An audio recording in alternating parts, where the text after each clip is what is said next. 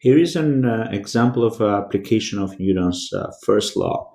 So we have this object with mass m sitting on a desk, and then there is a rope that goes through a pulley and it is attached to another little mass m that is hanging freely on the rope.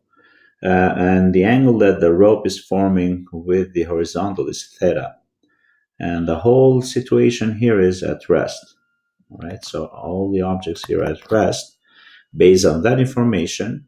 Okay, so what is given to us, and then we can put numbers, is m, the little m, the angle theta, g, and acceleration, right, equal to 0 I can put. So they are all given. What we want to find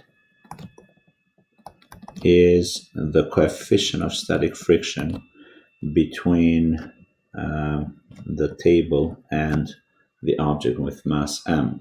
All right, so as soon as that is given to us, we need to apply, we know that we have to apply Newton's first law, and that is F net equal to 0. So in order to do that, we have to figure out what forces are acting and how do we find them, right? So we start with the mass m. So the mass m has, we all agree it has tension going sideways. We have gravity going down. We have a normal force pointing upward. And of course, if there was no friction, we all agree this mass would slide to the right. So there should be some static friction pointing to the left, right? And that force is the one that we need to find, that and the normal. We have another object there. We have mass m. For mass m, it's pretty straightforward. We have mg, and then we have ft, and we all, let's make this kind of the same, right? And we all agree that these two tensions are the same because is the rope going through the pulley, right? What do we know since acceleration is equal to 0 in both of them, right? So the net force is 0. So for this one, it means that the tension and the weight of the little mass are equal. On the other one, we know that the net force is 0, so we have to choose our frame of reference, and we have to choose it wisely. So usually what we do when there is no acceleration, we choose the x-axis on the direction of the surface, contact surface, and the y-axis perpendicular to it, right? In that case, we have only one force to break down into components. Let's do that as well. So Ft is the force that will be broken down into components, and that's the angle theta that is given to us. So now we're ready to actually write Newton's laws in an algebraic form, right? So we start writing the equations, and we just write all of them, whatever we think that we need, and then we start rearranging and combining until we get what we want, right? So we start with a little m here. We have Ft is actually equal to mg, right? Because the acceleration is 0, right? So here is my first equation. In here I have, on the x direction, I have two forces, right? So I have Ftx, which is Ft cosine theta, should be equal to static friction, right? Because they are balancing each other in that direction. Remember, we're writing, let me write it here. What we're doing here, we're writing F net x equal to 0 and F net y equal to 0, right? We're writing in the component form. So we go back here. So this is equation number 2. Now we go to the y direction. And we may or may not need it, but still we write it. So we have two forces going upward. We have a Ft y, which is Ft sine theta, and also we have the normal force. So we have two forces pointing upward, and they are balancing out the force of gravity. That's my third equation.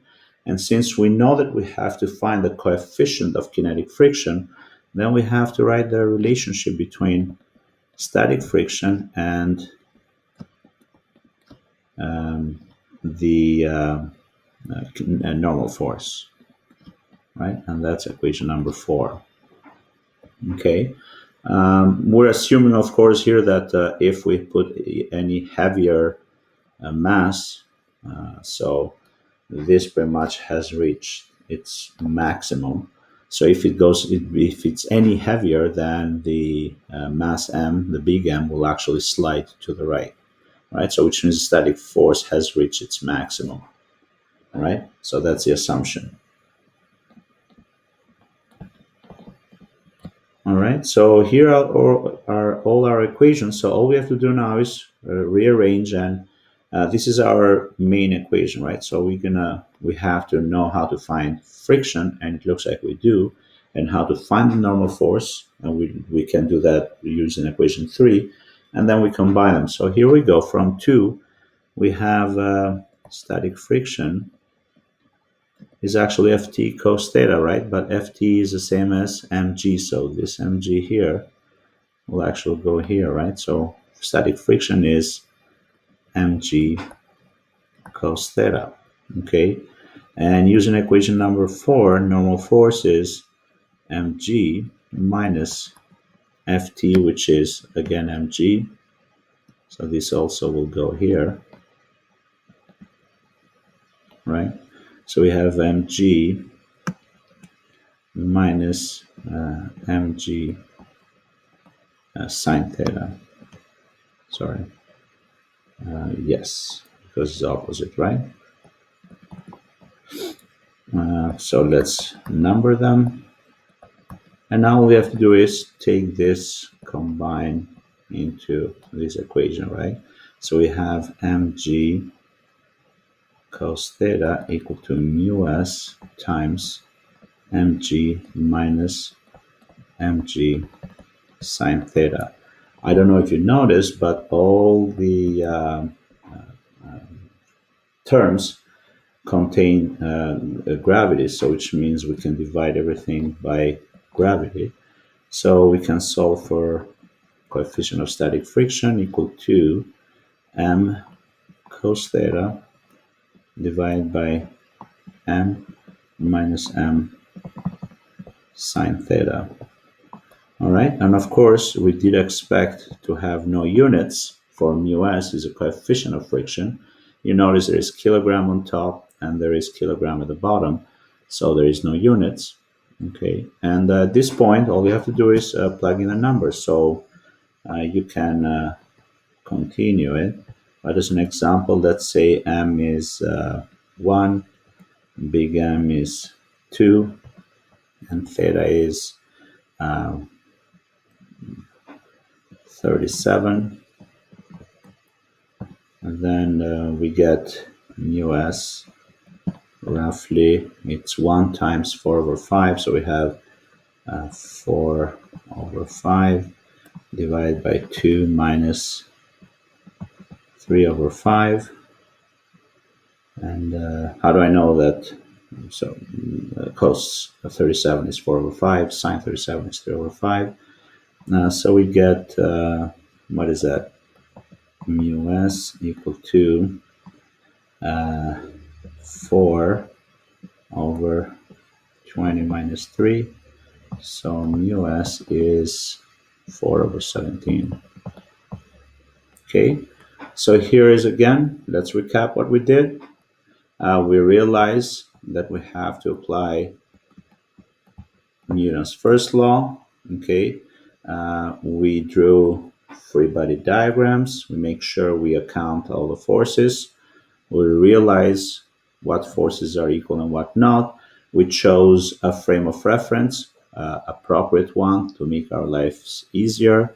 And at that point, we started writing Newton's first law in component form or just the standard form for both masses, and the relationship between friction and normal in order for us to find US. Okay, and then we combine all the equations. We got to our final equation here, number 8, and then we did an example with some simple numbers. Okay,